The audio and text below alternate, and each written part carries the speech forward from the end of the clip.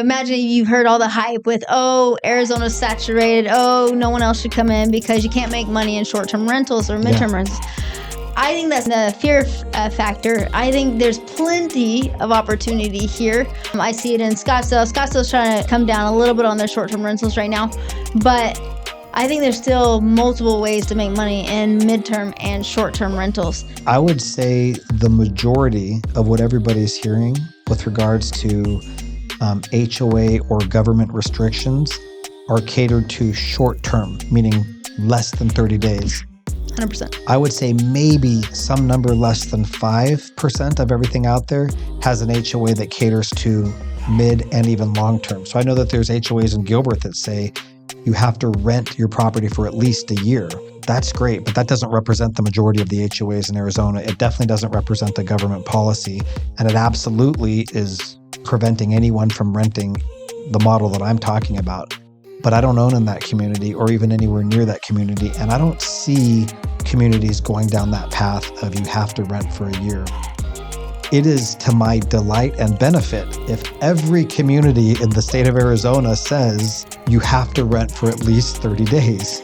Because then I no longer have competition because I'm only renting for 30 days or more with exception to Gold Canyon. Now, I mean, I say that, sarcastically because obviously I want other people to be able to succeed as well.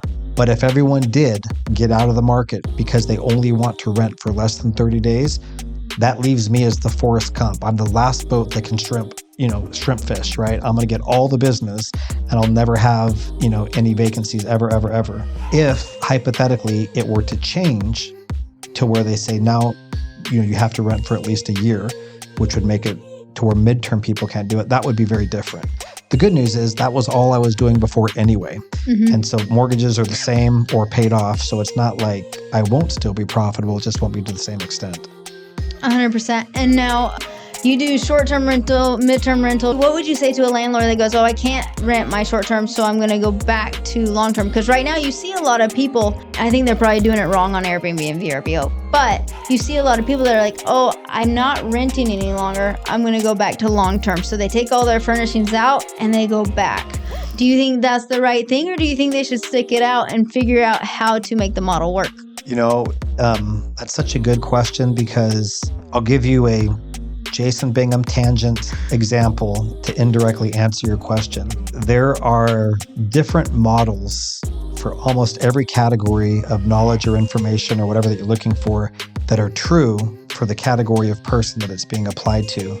That may not be true at all to a person that can or cannot handle that same level of information. Meaning, like, for example, and this is a little bit kind of stereotyping, but it exists. You've got people like Susan Orman, who is giving very true information for people on how to manage finances a certain way.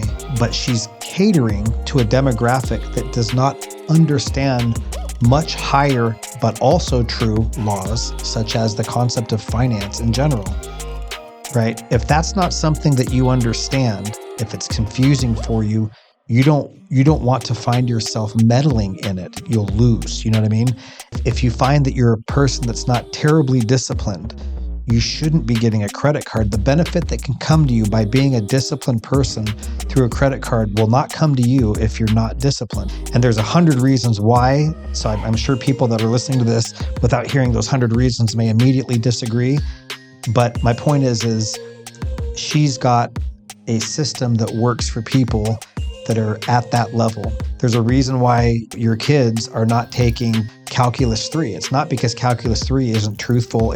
That's not why they're not. It's because they're not ready for it yet. They're taking arithmetic and then they're taking whatever algebras and different things. And eventually it'll make sense. Calculus 3 and the benefit in science that comes from formulas that Calculus 3 would deal with, that's when they're growing exponentially greater. But it serves them no purpose if they don't even understand simple arithmetic.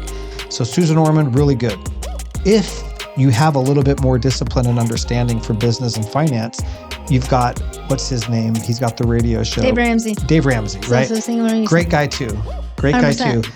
However, if your goal is to be like the person that has, exponentially greater amounts of money, than the person that just has the normal job or whatever and a house paid off by the time they're retired when they're 70. They do make Ferraris, they do make private yachts, they make private jets. Those two categories of people will never ever get those things. Not that those things are things anybody should have to have, but if you want to have them, these models will not get you there, right? So then you have this huge distant gap to Kiyosaki, just using him as an example, where they teach you how to finance, how to leverage, how to use the concept of synergy. The bank's money, they get interest, but you're investing it in something else that makes you actually more money and other people are benefiting. But that concept would be completely contradictory to these two concepts here. And it would be the concept of giving milk before the meat, or throwing the pearls to the swine. Nobody's swine, but it's just an example, right? A pig would benefit nothing from a pearl. He wouldn't redeem it at a bank. He wouldn't sell it. He wouldn't monetize it into food. He would eat it. It would have no nutritional value, and it would have wasted the pearl. This information would be very confusing. In fact, if you were to look at things that he's teaching, these categories of people are slamming him. You know what I mean? Saying, you're wrong. It's because they don't understand. I would feel the same way about Calculus 3. That makes no sense. It's black magic. It's not because it's not true. I just haven't learned those levels of math to understand that. You know 100%. What I mean? So this is a long tangent back to your question of it depends upon the caliber of person. Some people, you need to give them the Susan Orman book. This is how you want to do your Airbnb. Because based on what you're willing to risk, what you're willing to put forth in effort, and what the dice that you're willing to throw, you will be more successful here. Dave Ramsey, right? You're willing to do a little bit more. You have a little bit more you're probably, but then the Kiyosaki one, that one requires a little bit more self-motivation. You got to be willing to hop on the phone and talk to people, establish relationships of trust, get to know them personally, back to the sales 101. You know, there's a lot more in that dynamic of getting to know these people that are sending you these types of leads than spam mail or, you know, whatever. And if you're willing to do that work and you're willing to maintain that dynamic, then you're going to be getting this level of money that could come or would come from them. But you have to be willing to do that. I've gone to many people and said, here is exactly how you do this. But at the end of the day, they're reminded, oh yeah, you don't want to lift a finger. Yeah. That's right. And since I don't want to lift a finger and I want this to just be completely automated, I will take 1/8 the amount of money and take this model or that model, and that's still profit, and that's great. So it's a very long answer to like, what would I recommend? It would really all depend upon the person. And since I'm not a psychotherapist to identify who the person is, even I don't know which one. I sometimes 100%. give people this, they fail, and they point back at me, and I'm like, no, that was you, because I'm still doing it. I don't know what to say. You know what I mean? But what you said was very important. You said they don't want to lift a finger. They look at you, Jason, and they say, oh, you had it easy. Yeah. Oh, everything just came to you, right? No.